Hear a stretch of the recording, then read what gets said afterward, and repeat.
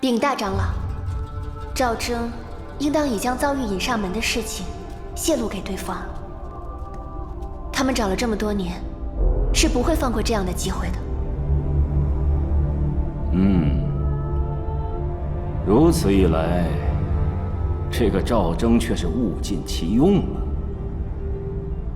你是如何笃定那人一定会来？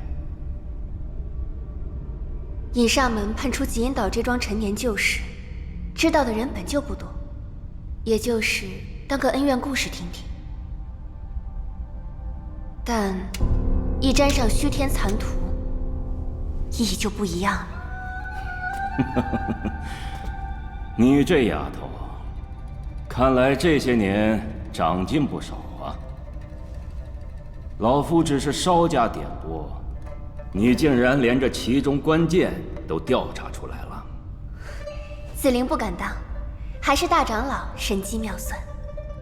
极阴老怪闭关许久未出，眼下是乌巢主事，还请大长老为子陵做主。哦，